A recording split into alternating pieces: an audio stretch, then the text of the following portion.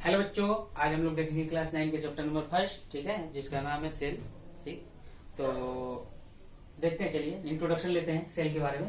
तो इसको कहते हैं कि it is the structure and functional unit of life. मतलब कि जो सेल होता है, ठीक है, वो जितने भी लिविंग ऑर्गेनिज्म आपके होते हैं, चाहे वो प्लांट हो चाहे वो एनिमल हो, तो सबको बनाने वाला सेल ही है। ठीक, अभी हम लोग आगे सेल थ्योरी पढ़ेंगे तो पता कर चल जाएगा सब कुछ। तो सिंपल सा आप मेरा पॉइंट याद रखिएगा कि जितने भी लिविंग ऑर्गेनिज्म होते हैं वो सेल के बने होते हैं। ठीक है, सेल के कंपोस्ट होते हैं, कंपोजिशन उनका सेल होता है। ठीक है, इसीलिए तो हम लोग जब कहते हैं कि एनिमल सेल, प्लांट सेल, तो पढ़ेंगे अभी आगे चल पता चल जाएगा हम लोग को। चलिए देखते हैं, तो एक स्ट्रक्चर देख लेते हैं, सेल का ओवरव्यू ले लेते हैं, सेल में होता क्या क्या चीज है। चलिए मान लीजिए ये बना दिए, मान लीजिए सेल है, ये न्यूक्लियस होता है सेल के अंदर, सेंटर में जो होता है उसको बोलते हैं न्यूक्लियस, कहते हैं ब्रेन ऑफ द सेल इसको। ठीक है, तो आपसे कोई पूछेगा बताइएगा ब्रेन ऑफ द सेल। ठीक है, क्लियर है। अब देखिए, इस अगर मान लीजिए एनिमल सेल है तो इसको कहते हैं जो बाहर का कवरिंग करता है इसको, सेल को बोलते हैं सेल मेम्ब्रेन। ठीक है, इसको बोलते हैं साइटोप्लाज्म। जो अंदर होता है फ्लूइड लाइक सब्सटेंस, इसको बोलते हैं साइटोप्लाज्म। क्या बोलते हैं? साइटोप्लाज्म। ठीक है, क्लियर है। तो ये रहा आपका एक सेल का ओवरव्यू, क्लियर है। अब आइए बात करते हैं सेल को सबसे पहले देखा कौन था, ये भी बात आती है। तो चलिए, तो सेल को सबसे पहले जो खोजे थे उनका नाम था रॉबर्ट हुक। क्या नाम था? Robert Hooke. ठीक है, 1665 में। बट ये आप याद रखिएगा, जो सेल वो देखे थे वो कैसा था? डेड सेल था। क्लियर है, बात समझ में आ रहा है। और कहते थे कि उसका स्ट्रक्चर जो था हनी कॉम्ब लाइक स्ट्रक्चर था। तो स्ट्रक्चर अगर बनाते हैं तो ऐसा स्ट्रक्चर इसका होता है, ऐसा।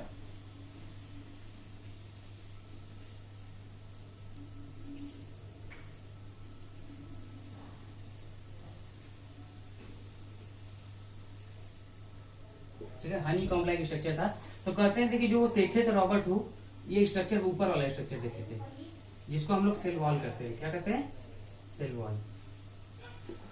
क्लियर है, बात समझ आ रहा है। तो ये बाहर का स्ट्रक्चर देख लिए थे, लेकिन जो सेल था उसको डेड ही देखे थे। कॉर्क स्लाइस करते हैं उसको, कि प्लांट का छाल देखे थे वो। ठीक है, हिंदी में उसको कहते हैं। तो कॉर्क स्लाइस था वो, कॉर्क स्लाइस। ठीक है, आइए अब बात करते हैं, एक साइंटिस्ट आए जिसका नाम था रॉबर्ट या ल्यूवेनहॉक ले लेते हैं। पहले ल्यूवेनहॉक के बारे में जान लेते हैं। ठीक है, ल्यूवेनहॉक आए, ठीक है, ये लिविंग सेल को देखे थे, जिंदा सेल को देखे थे, लिविंग सेल, जिसका नाम था, जैसे कि जिसमें क्या क्या आता है, स्पर्म आपका आता है, ठीक है, आपका आरबीसी आता है, आपका बैक्टीरिया आता है। ठीक है, तो इन सब लोगों को वो देखे थे।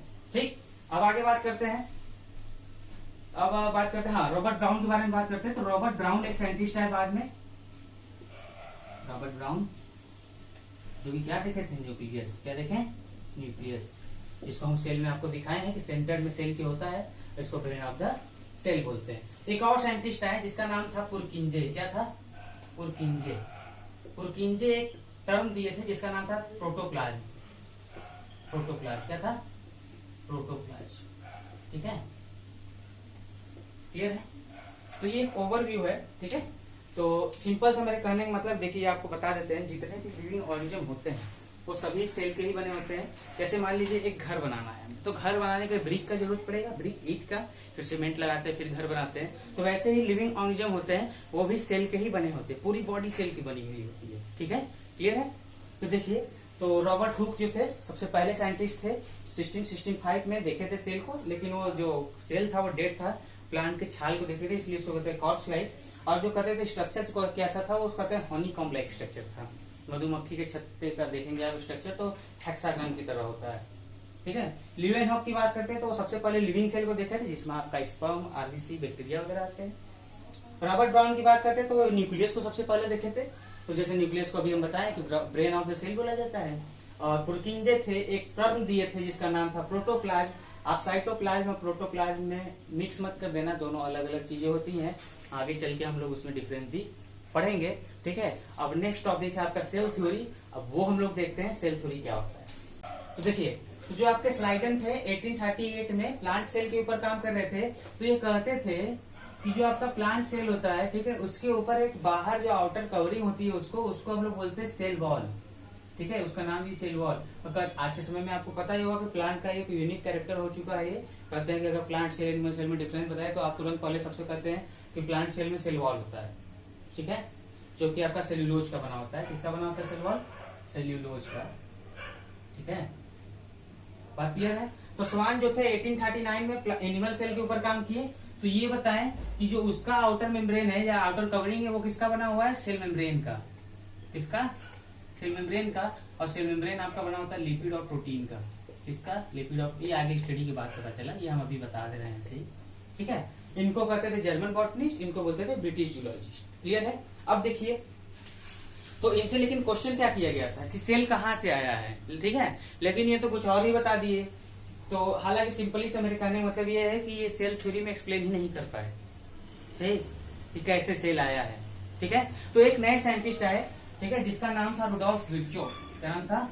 रुडोल्फ विर्चो, ठीक है। ये 1855 में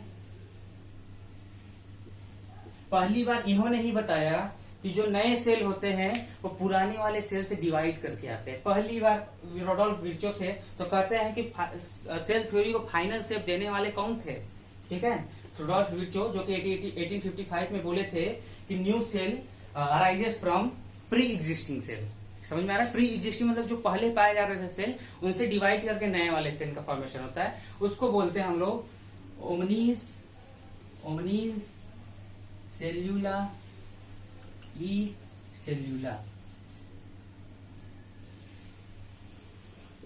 क्लियर है? सेल्यूला, ठीक है, तो उसका नाम था ओमनीज सेल्यूला ई सेल्यूला। क्लियर। तो सिंपल सा मेरे कहने का मतलब है कि सेल थ्योरी में यही क्वेश्चन था कि सेल कहाँ से आया है, सिंपल से यही क्वेश्चन पूछा गया था। तो दो साइंटिस्ट आए, स्लाइडन और स्वान, तो काम तो किए लेकिन ये कुछ और ही बता दिए, लेकिन ये सेल थ्योरी पूरी तरीके से दे नहीं पाए, ठीक है, फेल कर गए। तो नए साइंटिस्ट आए जिसका नाम था रुडोल्फ विर्चो 1855 में।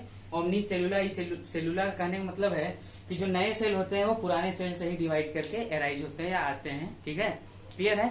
तो दो चीजें ये बताए कि new cell are arises from pre existing cell, और दूसरी पॉइंट ये वो बताया कि all living organism are composed of cell या पार्ट ऑफ सेल, ठीक है, बात क्लियर है। तो सिंपल सा पहला पॉइंट इनका क्या था?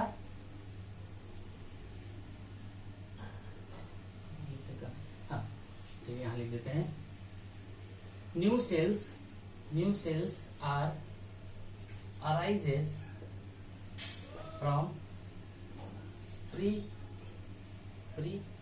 Existing cell. कहां से? प्री एग्जिस्टिंग सेल, ठीक है। और दूसरी पॉइंट इनकी ये थी कि all living organism are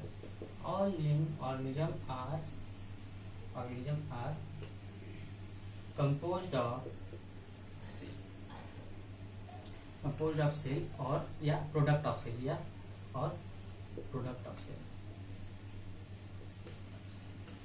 clear है। तो ये रहा आपका सेल थ्योरी, ठीक है। अब आगे हम लोग पढ़ेंगे नेक्स्ट लेक्चर में, ठीक है।